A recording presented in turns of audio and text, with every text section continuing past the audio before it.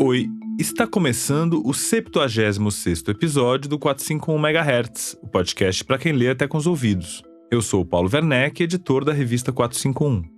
2 vezes por mês, a gente conversa aqui com autores, críticos e leitores sobre os livros mais legais que acabaram de ser publicados no Brasil. E hoje a gente vai falar de um desses livros, uma antologia de contos bem especial que acaba de ser publicada. É o 2º volume de um trabalho que reúne os melhores contos eróticos da literatura brasileira de 1922 até agora. É isso aí, esse livro mostra que a semana de 22 foi bem mais animada, digamos assim, do que a gente aprende na escola. Quem diria que um dos pais fundadores da nossa literatura moderna foi um pornógrafo de marca maior? Eu acho que ficou muito difícil, sobretudo dentro da academia, associar a identidade nacional a esta sexualidade tão exuberante que está na obra dele. Essa é a Eliane Robert Moraes, que é professora e crítica literária e é convidada desse nosso episódio. Eu já vou te falar um pouquinho mais sobre ela, mas antes eu preciso te contar que o 451 MHz tem o apoio da Companhia das Letras.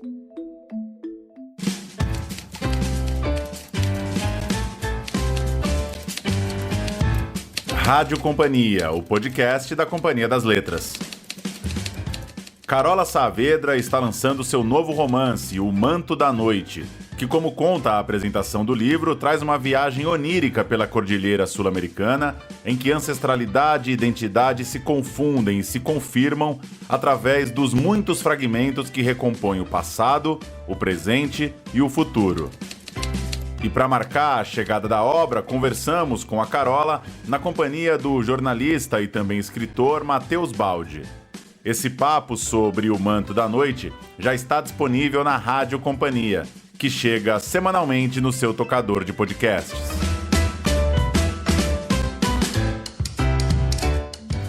Bom, lembrando que os assinantes da 451 têm 25% de desconto direto no site da editora. Bom, você já conhece a Eliane Robert Moraes, ela veio aqui no podcast falar sobre a Helena Ferrante, num episódio que é memorável. Agora ela está de volta para falar sobre O Corpo Desvelado, Contos Eróticos Brasileiros 1922-2022, que acabou de sair pelo selo Pernambuco, do Jornal Pernambuco, que é o suplemento literário da editora CEP. Um trabalho que é bem importante e que joga luz sobre um aspecto pouco falado da nossa cultura, pelo menos no campo dos estudos literários. Pois a Eliane demonstrou, nas 600 páginas dessa antologia, que sim, erotismo, sexo por escrito, pornografia, pode chamar como você quiser. Isso é coisa nossa, faz parte da identidade nacional. Em 2022, a Eliane também lançou uma seleta erótica de Mário de Andrade, pela editora Ubu, um trabalho pioneiro, uma leitura importante do trabalho do Mário. Nesse programa, a gente vai falar de tudo isso e mais um pouco. Então, com vocês, sem demora, Eliane Robert Moraes.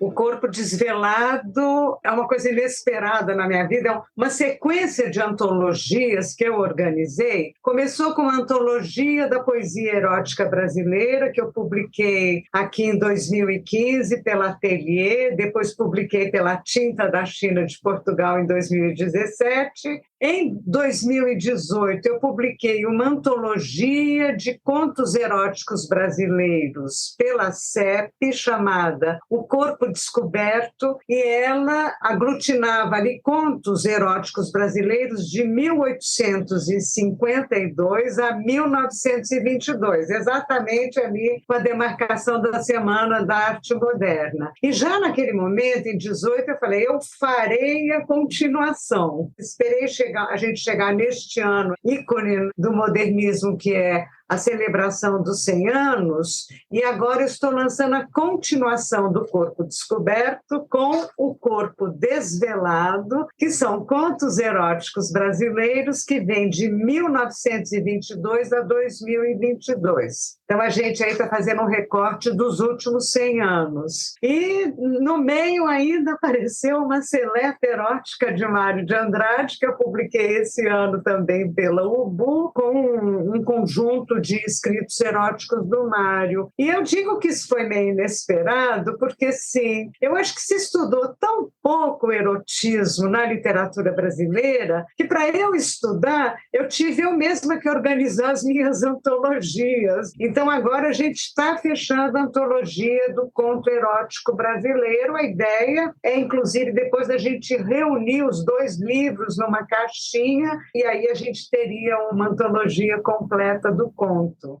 Que beleza, parabéns pelo trabalho, super relevante. E, de fato, você é uma desbravadora, né? Assim, eu conheço você há muito tempo e desde os seus trabalhos em torno do Marquês de Sade, que começam lá nos anos 80, de Bataille, todos os autores franceses, o surrealismo, quer dizer, a questão do corpo e do erotismo sempre teve no seu foco. E no Brasil parecia um terreno ainda praticamente virgem, né? Para não falar aqui... Desculpe o trocadilho, teremos alguns aqui. Inclusive, eu até encontrei aqui no seu livro, na sua introdução, algumas passagens que me parecem trocadilhescas. Eu não sei se foi por acaso ou o imaginário erótico vai penetrando em todos os lugares. Muitas vezes o jogo de palavras e a substituição de palavras fazem parte do jogo erótico na literatura, né? Você até fala disso, né? Da coisa. O que significa essa palavra coisa nesse seu contexto do seu livro? Eu acho que quando a gente está falando de erotismo, por mais alto que seja esse registro do erótico, né, a gente sabe que o erótico está nos grandes poetas, escritores não só brasileiros como do mundo todo, mas nós estamos sempre falando também de algo que tem um rebaixamento, porque este algo diz respeito ao baixo corporal. Embora o erotismo seja muito cosamental, ele sempre se refere àquilo que é o baixo corporal. O léxico ele vai ser muito importante. Por mais alusivo e elevado que seja, sempre se esbarra num léxico mais rebaixado, que é assim, chamar o erótico, o sexo, a sexualidade de coisa, de negócio, do troço, do treco. O aquilo, né? Quando você fala só pensa naquilo, né? Exatamente. Isso já é muito interessante, porque já diz assim que é tão difícil nomear aquilo que a gente fica patinando em inúmeras palavras, por vezes muito alusivas, mas por vezes palavras que estão falando quase que tudo, né? Como coisa. Então, a coisa é muito interessante, a começar da ideia da coisa em si. Praticou a coisa em si, está falando da coisa em si. E essa coisa é esta coisa um pouco opaca, que a gente sabe muito bem o que é, mas que é muito difícil nomear. E muito difícil escrever. É curioso porque aqui você reúne grandes autores da literatura brasileira, grandes mestres e tal, mas o autor medíocre, quando se aventura a escrever sobre sexo, em geral é ali que ele escorrega, né? É coisa de grandes autores, né? Me parece a escrita erótica. Tem uma elevação mesmo no plano literário, não é? Tem uma dificuldade, não é, para dar conta dessa coisa, né? Eu diria que o autor medíocre, ele sempre erra, não importa de que coisa ele esteja falando. Tem uma dificuldade também porque você está mexendo com um assunto que tem uma carga moral muito grande. Então, sempre vem aquele velho problema que a gente enfrenta quando está trabalhando com a erótica, que é, nossa, mas está usando palavras chulas, então isso aí não é bom. Não, a palavra chula, ela tem, como todos os mestres da literatura, de Baudelaire a Manuel Bandeira, a gente sabe muito bem que a palavra chula tem o seu lugar. Ela é insubstituível, mas ela pode ser substituída também magnificamente. E não é incompatível com a boa língua portuguesa. O próprio Paulo Henriques Brito, poeta, ele lembrou uma vez numa aula que eu assisti que o verbo foder é o único que a gente conjuga corretamente no imperativo, né? Ao dizer foda-se. Então, frequentemente, né? Então, exatamente. Essa é uma linguagem que tem o seu lugar. A gente tem vários dicionários de termos obscenos. Os termos obscenos são riquíssimos. riquíssimos. O Mário de Andrade era ficcionado por isso, né? Foi um cara que estudou muito isso, e depois a gente, passeando pela literatura brasileira, vai ver que, por exemplo, a Hilda Hilst foi uma grande pesquisadora dos termos obscenos. Então, quando você vai ler aqueles livros pornográficos dela, são tão abundantes na variação de termos obscenos, alguns que a gente usa muito cotidianamente e outros que a gente nem imagina que existiam, né? Isso é uma tópica da erótica nas Mil e Uma Noites, é uma variedade. Então, esta questão de como nomear o sexo é de uma beleza incrível, e ela passa pelas palavras mais imorais também, aquelas que a gente vai corar, né, quando pronuncia, mas que tem um lugar muito robusto, né, nas nossas vidas. Falando aí do Mário de Andrade, que é um pouco esse marco inicial do livro, pela semana de 22 ali, ele é um autor, como você falou, colecionou palavras eróticas, tem uma obra até pornográfica em alguns casos. Macunaíma vai além do erótico. Como é que por tanto tempo ficou escondido esse aspecto? E os estudos em torno dele muitas vezes se revestiram de uma certa gravidade, parecendo esconder essa parte justamente que era tão pulsante na obra e na personalidade dele também, aparentemente. Como é que você explica isso? E você, nesse caso, foi uma das primeiras a fazer leituras eróticas do Mário de Andrade. Mesmo na Flip, em 2015, você fez já ali na abertura, uma leitura do Mário já nessa chave do erotismo. Por que acontece isso no Brasil? Eu já ouvi falar de professores que lamentam não poder escrever sobre determinados livros porque tem pudor em citar as passagens que seria necessário citar, né? Quer dizer, como é que isso acontece na universidade? Por que isso acontece? Bom, então vamos organizar bastante coisa. No caso do Mário, até te ouvindo agora, ouvindo a sua pergunta, né, como a gente quase que leva um susto, não é, disso ter ficado tão escondido, dessa coisa ter ficado tão escondida, porque quando você vai na obra, não é nada escondido, está na obra inteira, envolve quase que um projeto de ocultar. No caso do Mário, eu acho que é uma questão muito particular, que é o seguinte: o Mário acabou se tornando o autor assim, da identidade nacional. O Macunaíma foi um livro reivindicado como o livro, né, que dá uma espécie assim, de certidão de nascimento ao brasileiro, etc. e tal. Eu acho que ficou muito difícil, sobretudo dentro da academia, associar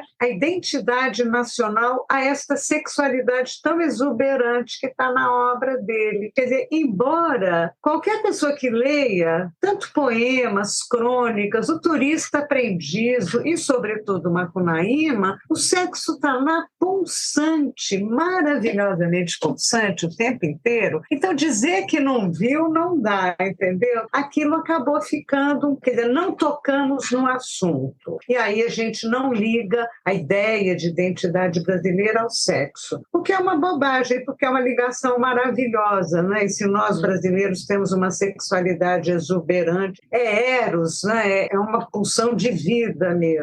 Bom, você imagina que se já era difícil ligar a obra do Mário a sexo, quanto mais tratando-se de um autor homossexual. Aquilo foi vindo e, inexplicavelmente, em 2015, já era um ano assim que na economia libidinal, a gente já até tinha vergonha de se falar heterossexual, entendeu? A gente já estava pedindo desculpa, né? Na vida em geral, essa questão sexual a gente já tinha avançado muito no mundo, pelo menos no mundo ocidental, no Brasil. E ainda tinha um cuidado ali, a carta em que ele se confessa homossexual. Em 2015 não era mais questão de se confessar homossexual, né? As coisas já estavam bem mais soltas. Eu acho que de lá para cá, né? Quer dizer, não sou só eu, um montão de gente bacana trabalhando no sentido de trazer à tona não só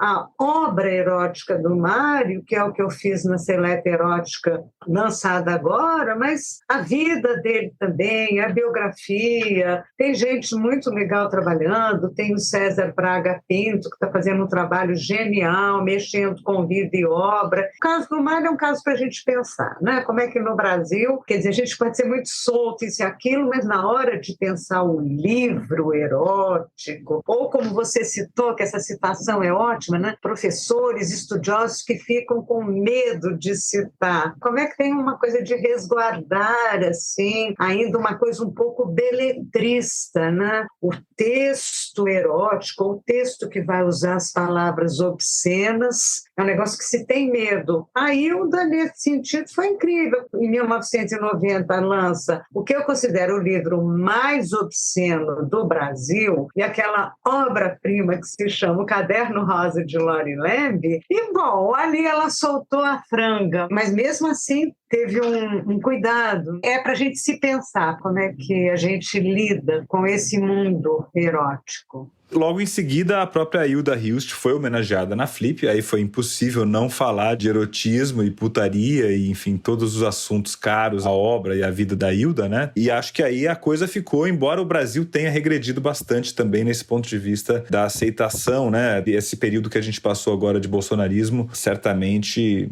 foi de muita preocupação para, enfim, homossexuais, pessoas trans e todo mundo que preza por um debate livre, liberdade de expressão na crítica literária na universidade. Vamos lembrar que aquela exposição também em Porto Alegre, ela tinha um caráter LGBT, aquela exposição que foi um dos pivôs da radicalização política no Brasil, né? Então, que bom que seu livro está saindo agora. Sim, mas eu acho que a gente teve um governo altamente conservador que, vamos dizer assim, incentivou a homofobia, a transfobia, o feminicídio, tudo que há de pior nessa área. A sociedade não regrediu. Isso eu acho que é legal. A gente não regrediu. Estou aqui lançando meu livro, é o segundo livro sobre o assunto que eu lanço. Eu estou num podcast aqui da revista 451, incrível, comentando.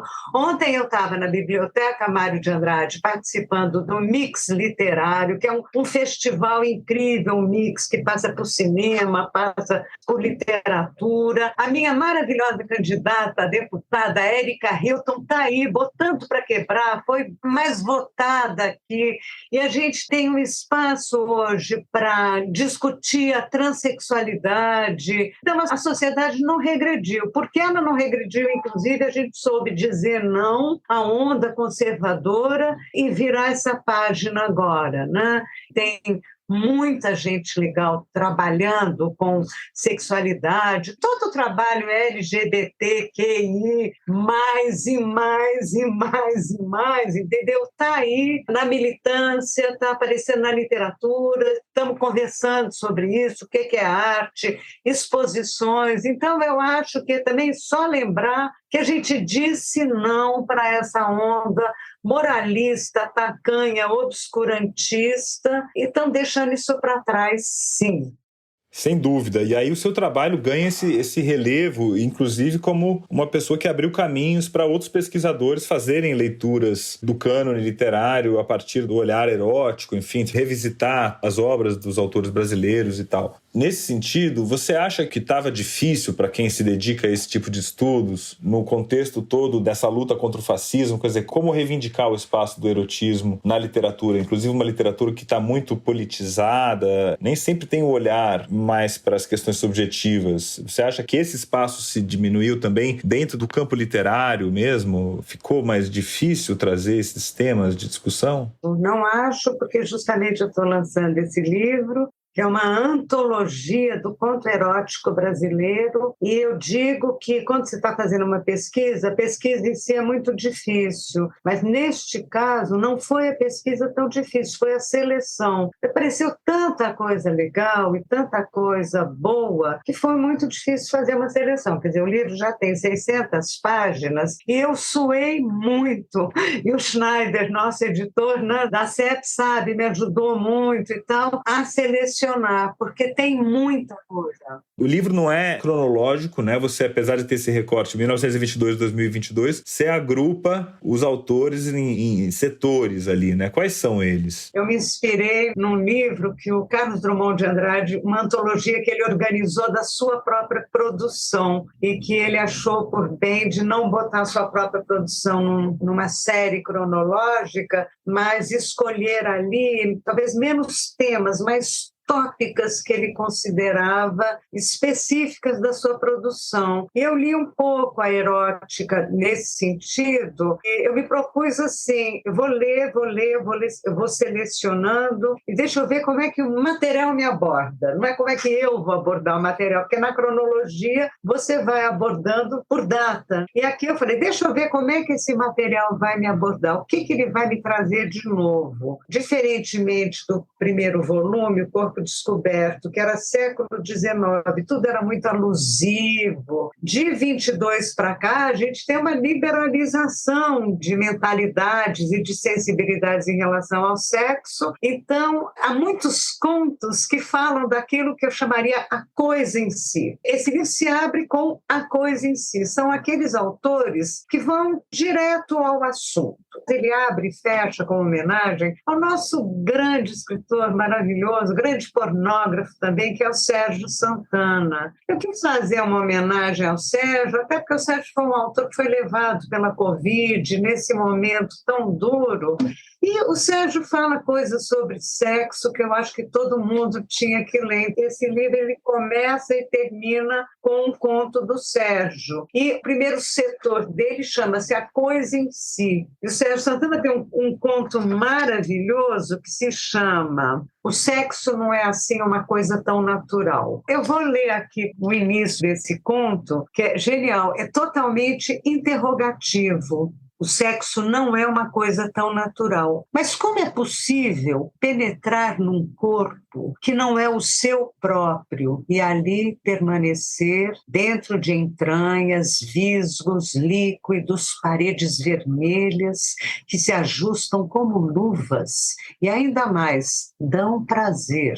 Ou então, para ela, mulher, ser trespassada por um osso que não é bem osso, sangue misturado com a carne, cartilagens contraindo-se, dilatando-se a comandos invisíveis, como se infringíssemos os limites das leis. E depois, soltar líquidos, fertilizar no desespero do gozo, o que, por sua vez, fará gerar outros seres dotados do mesmo trêmule, desespero. Então, assim, já dá abertura um pouco do que é essa interrogação sobre isso, que é a coisa em si, e como a coisa em si é complexa, é insondável.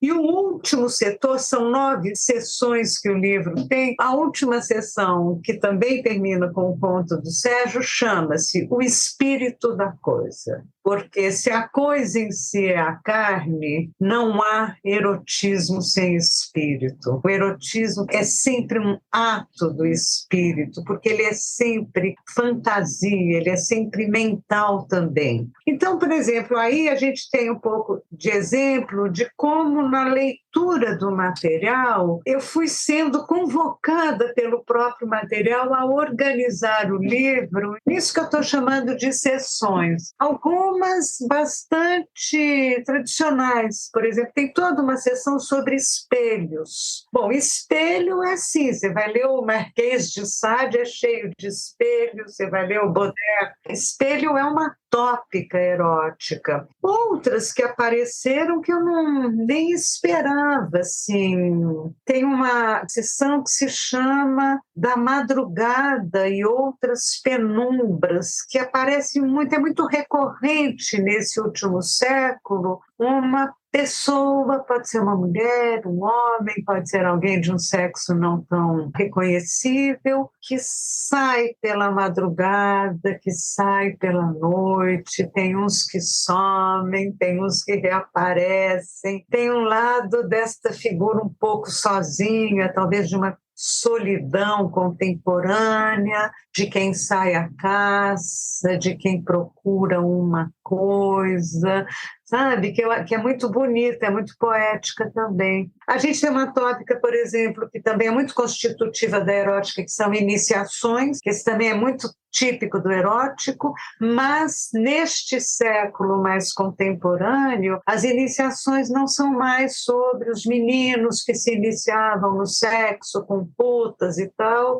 e aí aparece assim, tem 2 contos magníficos sobre iniciações de mulheres mais velhas, que de repente estão lá cuidando dos netinhos e bate ali uma outra coisa. Tem um conto lindo da Amara Moira, que é a iniciação de transexuais. O que é aquele sexo em questão ali? É o quê? O Reinaldo Moraes me deu esse presente, que é um conto inédito. Aliás, a Amara também, os amigos queridos que fizeram contos inéditos. O Reinaldo tem um conto inédito que se chama Contramão. É uma iniciação, não vou contar nada. Bom, agora a gente vai fazer um intervalo rapidinho e logo em seguida a gente volta com a conversa com a Eliane Robert Moraes. E eu queria aproveitar esse intervalo para te convidar para ouvir o trailer do nosso novo podcast, A Terceira Margem do Reno, que a gente aqui da 451 produziu em parceria com o Goethe Institut e a Embaixada da França. É um podcast sobre literatura em língua francesa e em língua alemã e suas conexões com o Brasil.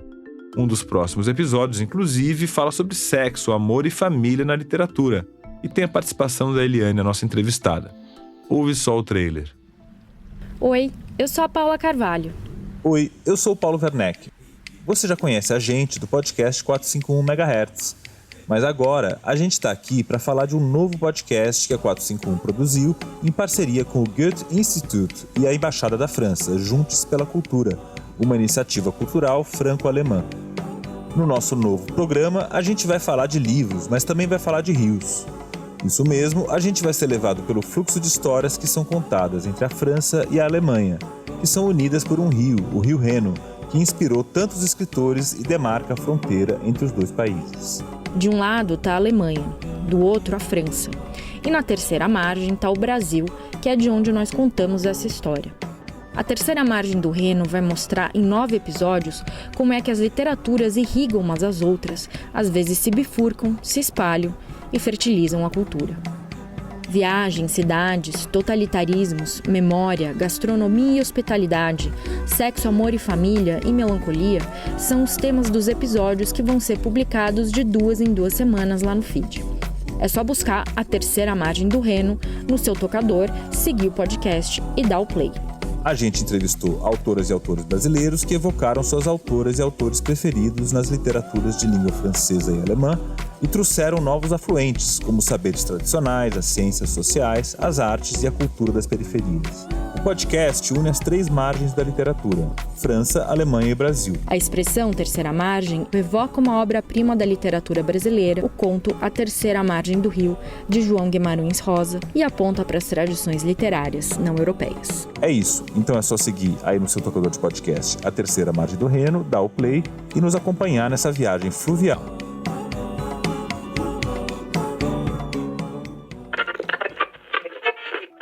O 451 MHz tem o apoio da Fósforo. Nas breves páginas de O Jovem, o mais recente livro de Annie Ernaux, a vencedora do Prêmio Nobel de Literatura deste ano, dá conta de uma miríade de temas e afetos ao rememorar o relacionamento que teve, aos 54 anos, com um estudante 30 anos mais novo.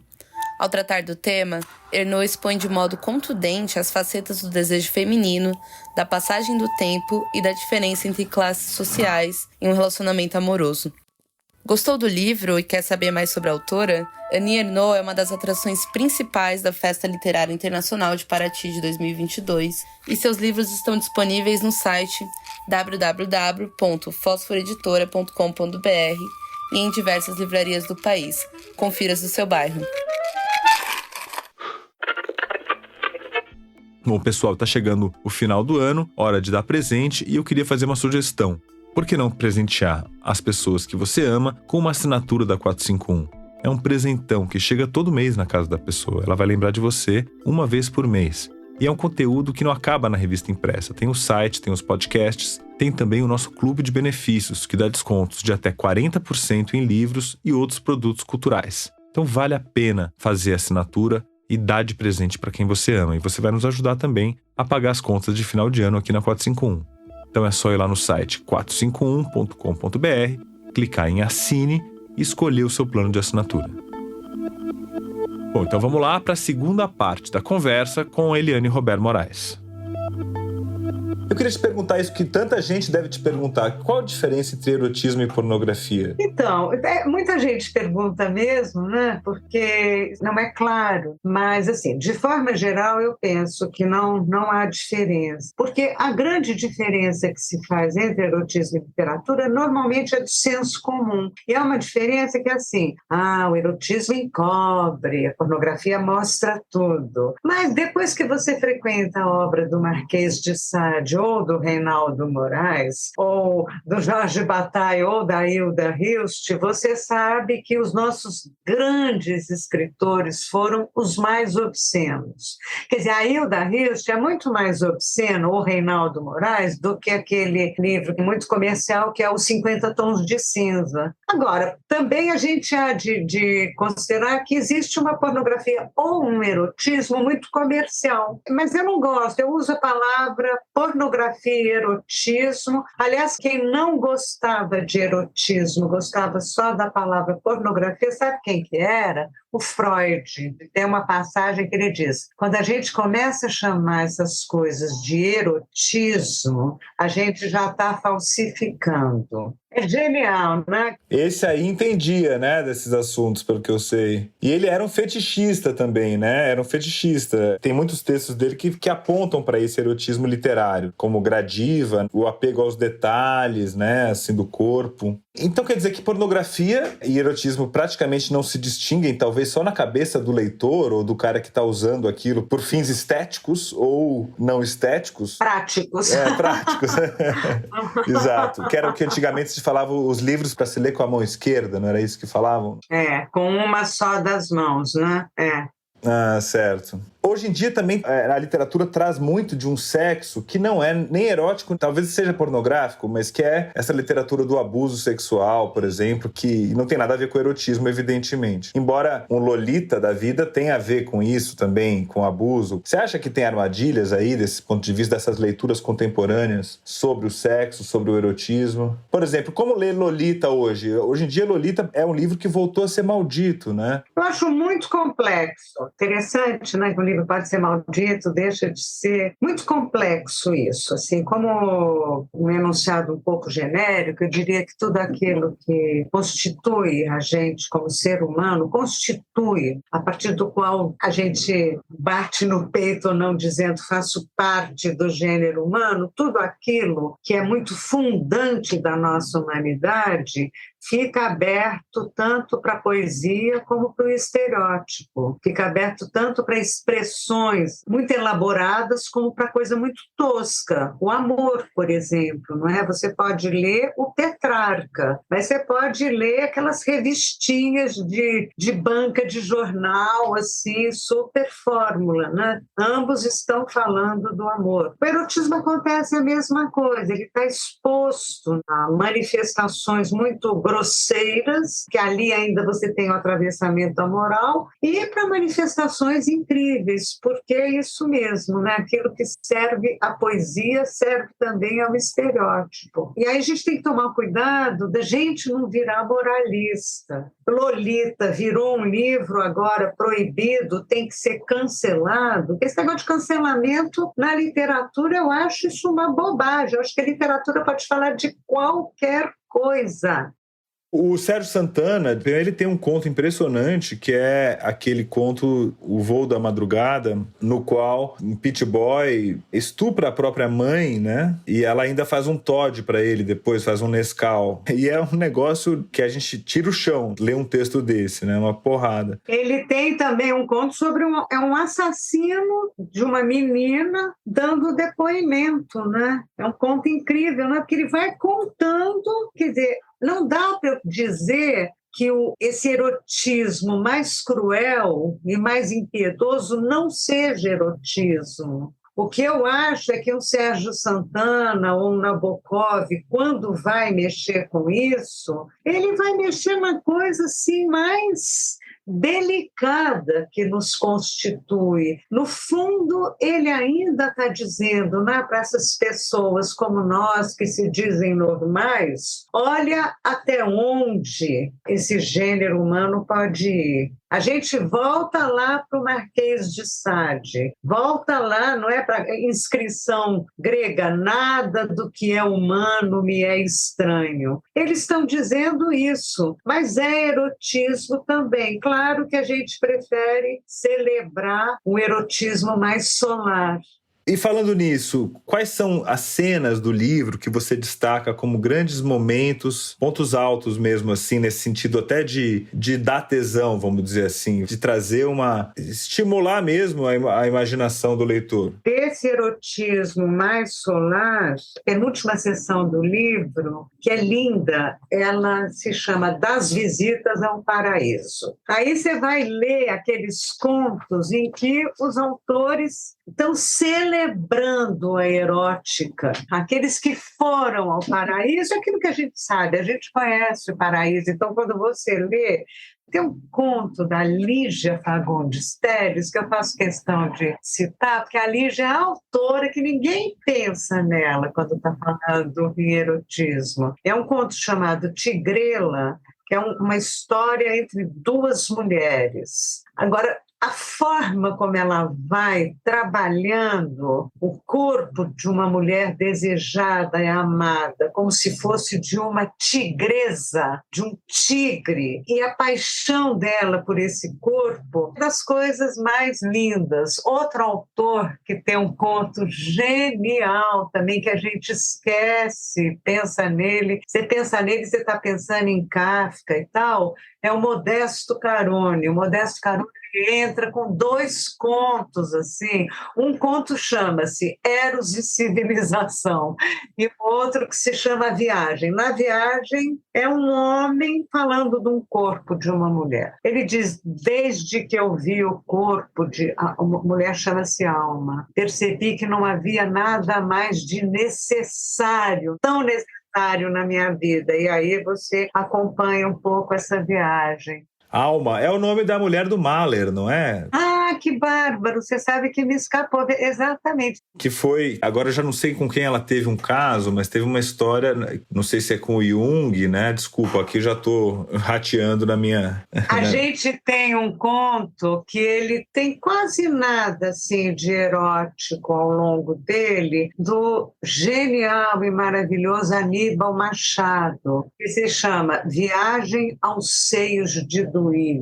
A Viagem aos Seios de Duília, eu posso contar, não é spoiler, é um cara que, quando era muito jovem, ele foi atrás da igreja e a Duília levantou a blusa e ele viu. Aí o Aníbal bota esse homem velho, lembrando do que foi. A vida inteira dele, aquele alumbramento, né, para falar com a palavra do Bandeira, do que foram aqueles seios oferecidos ao olhar dele. Então tem essas viagens ao paraíso. E depois tem aquela parte barra pesada do erotismo também, né, que é a escuridão. Tem um conto do Radwan Assar, que é genial, que é Hoje de Madrugada, né, aquela coisa curta do cara tá no seu escritório e tal, e a mulher dele aparece na porta, querendo sexo. E aí, assim, impiedoso, né? Assim, aquela coisa do sexo não acontecendo. Maravilhoso. Viagens ao Paraíso, eu quero falar uma coisa. A maior parte dos autores são autoras. A maior parte é mulher. Ana Paula Maia, tem um conto genial da Beatriz Bracher. As mulheres parece que estão, assim,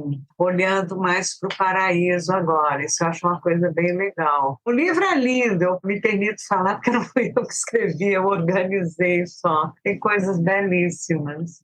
De fato, tem uma geração de autoras contemporâneas que tem trabalhado com o sexo muito melhor do que os autores homens da minha geração, pelo menos, né? Quer dizer, parece que a masculinidade também é um problemão hoje em dia para todos nós héteros. As mulheres têm sabido escrever sobre sexo com realmente belíssimas palavras. Tem um conto que eu acho genial também que está no livro, que é do Pedro Maia Soares, que é poderíamos dizer, um contista bissexto, talvez de um conto só, não sei se ele tem muitos outros contos, que esse conto quer contar, é uma tara bem específica, né? Ele está justamente na seção A Coisa em Si, porque fica quase que inesperado, né? Quer dizer, a presença desse conto no livro, não só ele, de alguns outros, são contos eróticos clássicos que fizeram barulho numa determinada época e que a gente ainda lê com uma curiosidade, um vigor, e o dele é genial, né? Virou filme também. E esse conto que marcou época, né? Um conto dos anos 70, ele é um conto de um sujeito que é tarado por melancia. O barato dele é melancia. E ele vai descrevendo o intercurso com melancia de tal forma que a gente tem vontade de sair correndo para o supermercado comprar uma também para ver ali. Né?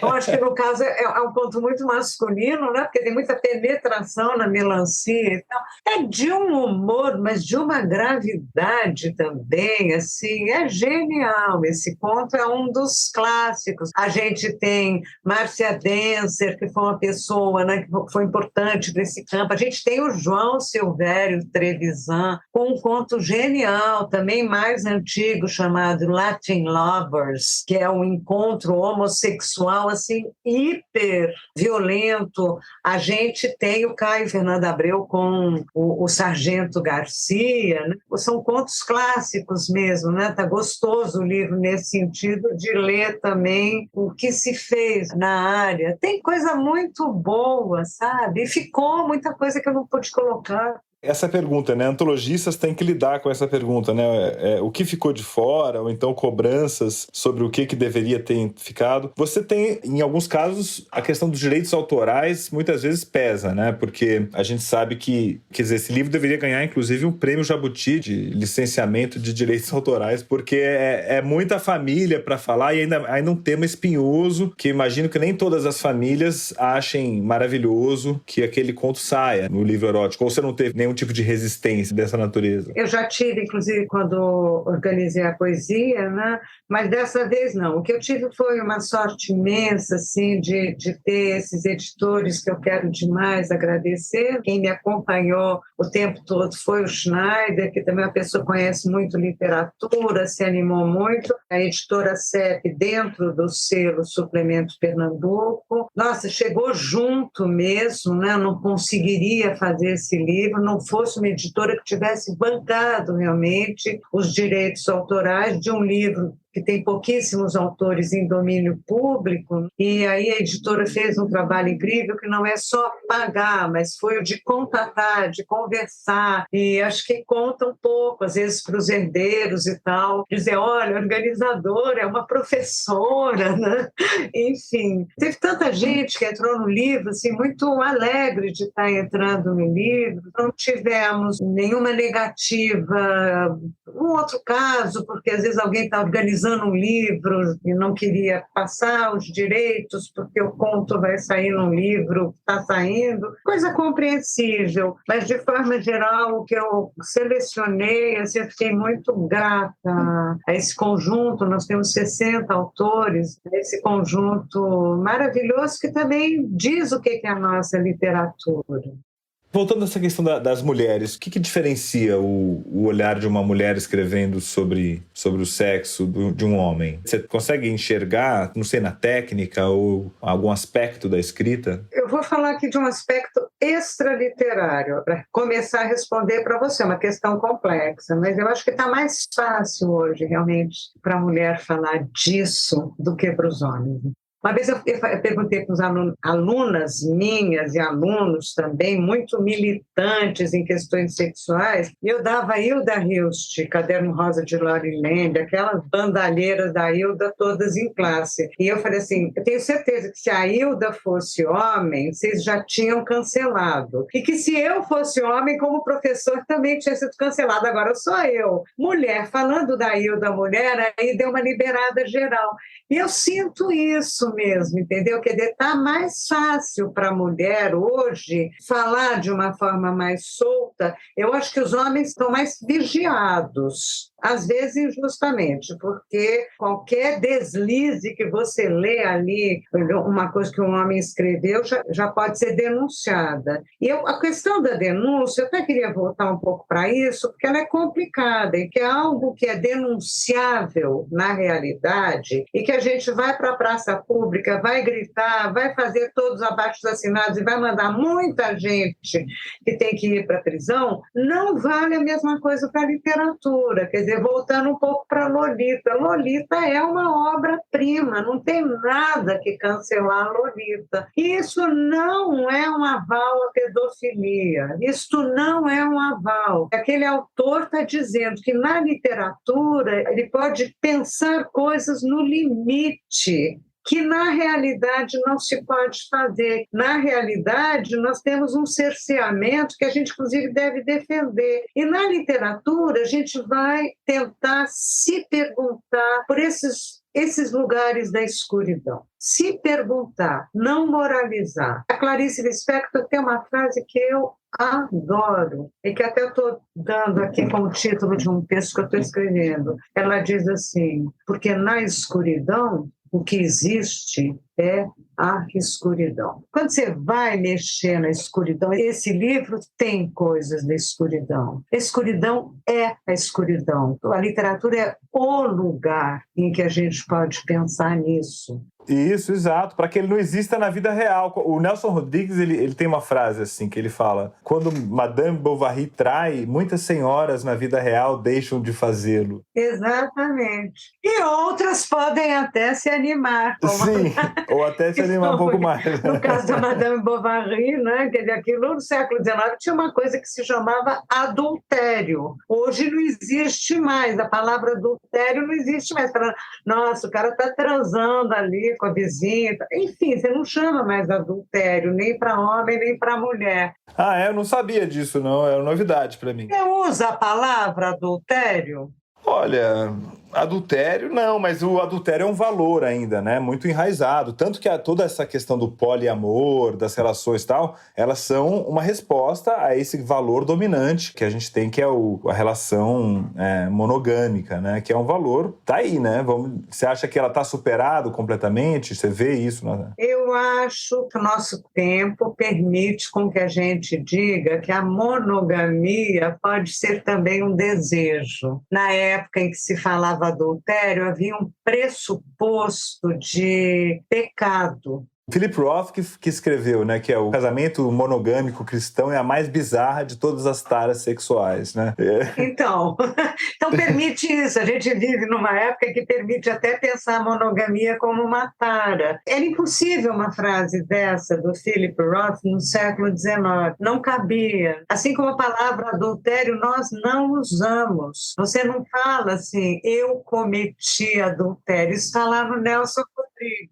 Não, mas fala, traiu, né? A tal da traição, que ainda é uma palavra que é usada. Tudo né? bem, mas é outra palavra, você entende? A nomeação, o peso da nomeação como pecado, ele caiu. Não estou dizendo que é para todo mundo, etc e tal, mas assim, quer dizer, o que você lê no Nelson Rodrigues, embora tenha um fundo que nos diz respeito a todos, inclusive ao contemporâneo, mas há algo que é datado também. As coisas mudam, né? Em matéria de de valorização, né, moral do sexo. A moral mudou muito, eu acho. E a gente vai percebendo isso quando lê nos contos. O que não significa um liberou geral. O que não significa, como o Sérgio Santana diz, que a gente não deva estranhar o sexo. O sexo é uma coisa muito natural. Não, não é mesmo. Isso ele fala magnificamente, todos esses autores. Não é mesmo. É que as perguntas que a gente vai fazer para o sexo agora, elas são diferentes. E as mesmas coisas ganham significados diferentes no contexto que a gente está. De certa maneira, a gente não pode ter uma leitura moralizante, moralista da literatura, mas a moral muda a forma como a gente enxerga a literatura. Tanto é que hoje a gente lê o Mário de Andrade diferente do que lia em 1960, né? Eu acho que a questão homossexual, nesse sentido, é o exemplo mais evidente. Depois que a gente passou a ter homossexuais nas novelas de TV, nisso e naquilo, ainda temos uma carga pesada de homofobia, etc. e tal, mas muita coisa mudou. Essas mudanças, elas são bacanas, porque mesmo a necessidade de militância na literatura, que é sempre complicada, o que eu acho bacana hoje é que você pode ter uma literatura não militante. Existir uma literatura com pares homossexuais ou transexuais é por si político, não precisa estar fazendo a ação afirmativa o tempo todo. A gente está num momento muito rico de abordar e de interrogar o erotismo. É muito legal isso. Que bom, e o seu livro é um prato cheíssimo para fazer isso e conhecer a literatura brasileira dos últimos 100 anos por um outro olhar. Daria para reorganizar todo um departamento de letras a partir aí do seu trabalho, hein? É um livro, leitura obrigatória, era assim que chamava na escola, né? Leitura obrigatória, O Corpo Desvelado, uma antologia de contos eróticos que a Eliane Roberto Moraes está publicando pela CEP. Eliane, acho que a gente já está aqui na hora de encerrar a conversa. Eu queria te perguntar também, fazer uma pergunta final assim, sobre dos autores mais contemporâneos que estão presentes na antologia, quem que você chama a atenção aí para a gente ir atrás do próximo livro? Escolhe uns 2 ou 3 aí. A Amara, sei que tá para lançar alguma coisa, você já falou nela. A Mara, o Faleiro, eu acho que também comparece aqui. Puxa, tem tanta gente. A Andréa Del Fuego, né, que é uma autora tão legal. Eu chamo a atenção também no livro, que foi uma atenção que a gente teve de ter gente do Brasil todos. Isso também dá uma dinâmica, né, da gente sair desse eixo aqui, né, São Paulo-Rio, que tem coisa ótima e tal, mas assim, de ir atrás. Não, eu vou realmente, então, responder a sua questão com medo de citar um ou não outro, simplesmente porque ele bate aqui na cabeça. Eu vou convidar, então, as leitoras, os leitores para partilhar o livro com a gente, né? E a gente está lançando o livro aqui em São Paulo, no dia 12 de dezembro, na livraria Megafauna. O livro já vai entrar em pré-venda agora, no final de novembro. Convido, assim, a essa partilha, né? Porque eu tenho certeza que a hora que sair o livro, eu vou receber cartas de pessoas que vão escrever e propondo contos e dizendo, olha, você esqueceu tal coisa. Claro, eu não conheço tudo, mas também, assim, a antologia não pode ter tudo. Então, penso uma antologia como um espaço aberto, né, que a gente vai ler e vai contribuir também, vai se abrindo, né, a esse trabalho que é uma reflexão, que é uma elaboração desse lado, né, da nossa vida que, sem o qual a gente não vive, que é a fantasia erótica. Maravilhoso, parabéns. E estaremos lá então no seu lançamento, dia 12, na Megafauna. O livro está em pré-venda agora no site da CEP, que é a Companhia Editora de Pernambuco, né? Se não me engano, do governo do estado de Pernambuco. Muito obrigado pela entrevista.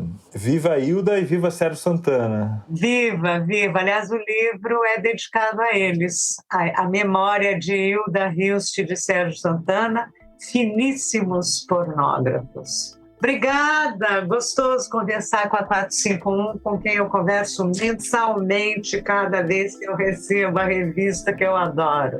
Maravilha.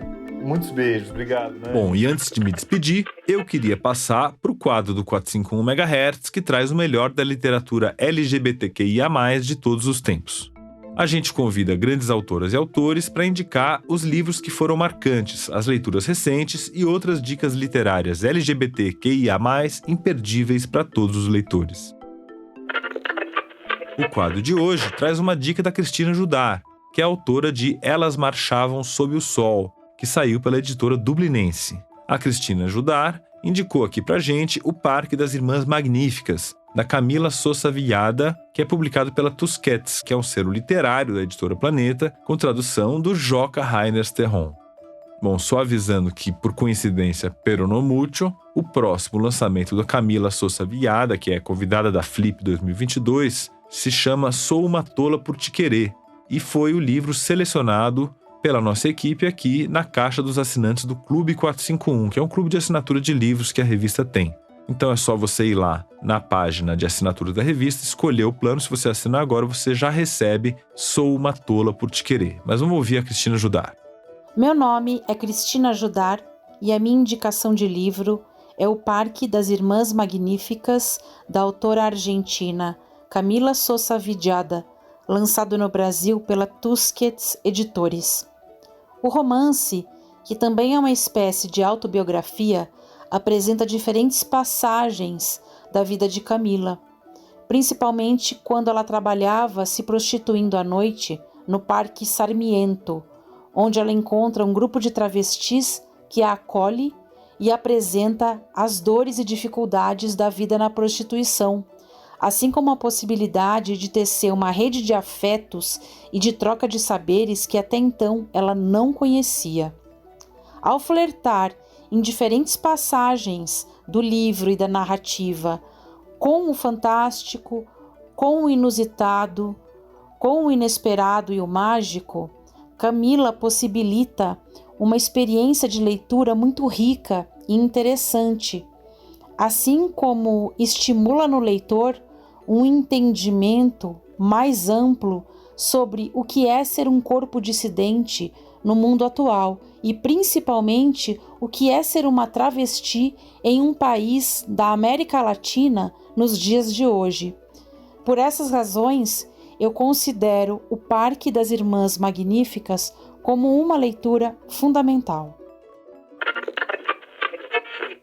Então essa foi a dica da Cristina Judar com O Parque das Irmãs Magníficas, da Camila Sousa Villada. E você pode assinar o Clube 451 e receber o novo livro da Camila, que é Sou uma Tola por Te Querer, na caixinha que a gente está enviando agora no mês de dezembro.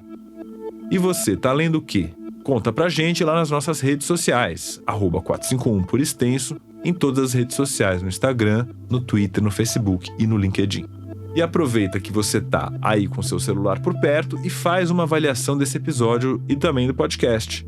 Você também pode compartilhar esse episódio com as suas pessoas queridas. É só clicar ali naquele botãozinho de compartilhamento e passar aí nos seus grupos ou para as pessoas com quem você gosta de falar de literatura. No Spotify e no Apple Podcasts, por exemplo, você pode dar 5 estrelas para o nosso programa. É só clicar lá nas 5 estrelinhas e atribuir a sua avaliação. Se você quiser, também pode indicar o 451 MHz para outras pessoas. Assim, você ajuda o nosso conteúdo a chegar aos novos amantes da literatura. Bom, e antes de dar tchau, eu queria agradecer aos nossos ouvintes entusiastas que colaboram financeiramente para a realização do podcast com R$20 por mês. Muito obrigado, então, a Denise Abdala, Renata Campos Salles Moraes Abreu, Guilherme Alpendre, Ana Amorim, Luísa Brandão Arantes, Leila Barreto, Tiago Barreto, Thaís Bichara, Carmen Manuel Almeida Biscardi, Samuel Valim Bolonha, Célio Braga, Patrícia Carneiro de Brito, Marina Buendia, Flávia Solero Campos, José Osmar Azevedo Carneiro, Tereza Bunte de Carvalho, Eduardo Martinelli Carvalho, Luciano Carvalho, Murilo Carvalho, Diogo Perrone Carvalho, Cecília Castellini, Camila Chaves, Paula Colonelli, Paulo Roberto Alves Moreira da Conceição, Pedro Cogo, Walter Craveiro, Eduardo Cruz, Luiz Eduardo Eduardo Pinto Basto Tourinho Dantas, Gustavo Dutra, Mário Rique Fernandes, Ronaldo Ribeiro Ferreira, Paula Fontana Fonseca, Márcia Cristina Fraguas, Luísa Franco, Érica Georgino, Cecília Góes, Maria Filomena Gregori, Cláudia Gruba, Ana Paula Isayama, Gustavo André Ramos e Núbia, Bruno Pinheiro Ivan, Paula Yuchen, Fábio Calvão, Ilana Katz, Vivian Lembo, Leila Lima, Renata Alves de Lima, Vânia Mariano, Lenívia Mendes, Valéria Midena, Lúcia Tormin Molo, Jânio Nascimento, Ana Novaes, Rosângela Aparecida Dantas de Oliveira, Ana Pessoa Pacheco, Luísa Plastino, Diana Radomisler, Heloísa Vieira da Rocha, Leni Manzati Rodrigues, Radmila Salviano, Maria do Carmo de Almeida Sampaio, Marina Rodrigues dos Santos, Gustavo Senechal, Flávia Cristina Aparecida Silva, Alexandre Luiz Pereira da Silva, Maria Rosalina Silva, Vitor Hugo Siqueira, Guilherme Sorgini, Ana Maria Pedrosa Safreire de Souza, Caroline Takahashi Steffen, Adriana Teixeira, Luiz Antônio Timóteo Nicoliello, Cíntia Vasconcelos, André Viana e Alexandre Vidal Porto. Muito obrigado a todos os nossos ouvintes entusiastas. É isso aí, chegamos ao final do 76º episódio do 451 MHz. O nosso próximo programa vai ao ar no dia 9 de dezembro. O 451 MHz é uma produção da Rádio Novelo e da Associação 451. E eu sou o Paulo Werneck.